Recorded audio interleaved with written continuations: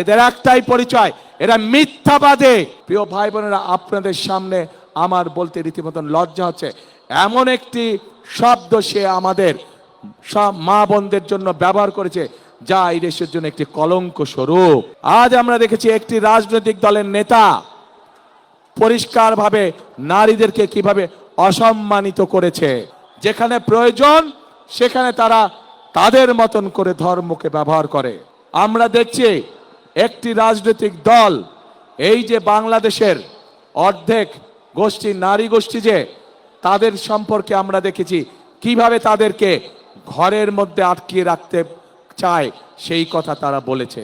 আমরা দেখেছি একটি রাজনৈতিক দলের একজন নেতা পরিষ্কারভাবে বলে দিয়েছে যে তারা কোনোভাবেই নারীর নেতৃত্বে বিশ্বাস করে না।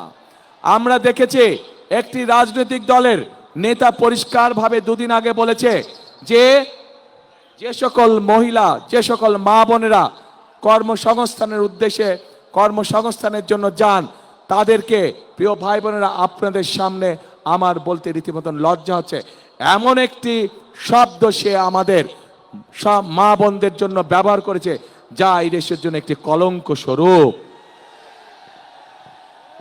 এক্সট্রিম মশার কয়েল প্ল্যান্ট ফাইবার দিয়ে তৈরি, তাই সহজে ভাঙে না, সুগন্ধিযুক্ত ও নিরবিচ্ছিন্নভাবে চলে। ডেঙ্গু, চিকুনগুনিয়া বাহি সহ যে কোনো মশার বিরুদ্ধে দেয় এক্সট্রিম সুরক্ষা। প্রিয় ভাই বোনেরা, এই বাংলাদেশে খেটে খাওয়া মানুষের পরিবারের অধিকাংশ নারী কোনো না কোনোভাবে সংসারের উপার্জনের জন্য কাজ করে থাকে। এই বাংলাদেশের লক্ষ লক্ষ 50 লক্ষের উপরে নারী আজ যেই গার্মেন্ট শিল্প নিয়ে সকলে গৌরব করে, সেই গার্মেন্ট শিল্পে নারী শ্রমিকরা কাজ করেন। প্রিয় ভাই বোনেরা, সেটি নিম্ন মধ্যবিত্ত হোক, মধ্যবিত্ত হোক, সকল পরিবারের কর্মজীবী পরিবারের প্রায় সকল নারী আজ সংসার পরিচালনার জন্য দ্রব্যমূল্যের যে ঊর্ধ্বগতি, সকল কিছুর যে দাম ঊর্ধ্বগতি, তার জন্য শুধু স্বামী একা কর্মসংস্থানে হয় না, স্ত্রীকেও পাশাপাশি বিভিন্নভাবে কাজ করতে হয় এবং তারা এর মাধ্যমে তাদের সংসার জীবন নির্বাহ করে থাকে। কিন্তু আজ আমরা দেখেছি একটি রাজনৈতিক দলের নেতা পরিষ্কারভাবে নারীদেরকে কিভাবে অসম্মানিত করেছে, তাদেরকে খারাপ ভাষা দিয়ে অসম্মানিত করেছে। প্রিয় ভাই বোনেরা, আমাদের নবী করিম সাল্লাল্লাহু আলাইহি সাল্লাম, উনার যে স্ত্রী ছিলেন বিবি খাদিজাও ছিলেন একজন কর্মমুখী মহিলা। উনি ছিলেন একজন মহিলা ব্যবসায়ী।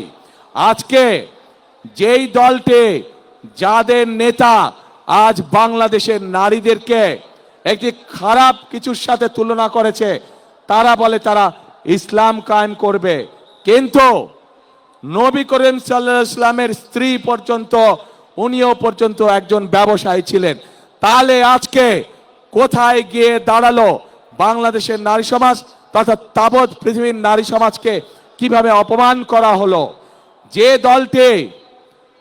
দলটি নির্বাচনের আগে দেশের অর্ধেক জনগোষ্ঠীকে ঘরের মধ্যে বন্দী করতে চায়, যে দলটি নির্বাচনের আগে দেশের অর্ধেক জনগোষ্ঠীকে অসম্মানজনকভাবে কথা বলে, তাহলে আপনাদের কাছে আমার প্রশ্ন, আজকে নির্বাচনে যদি তারা কোনোভাবে সুযোগ পায় নির্বাচন পরবর্তী সময়, তাহলে তাদের আচরণ কি হতে পারে?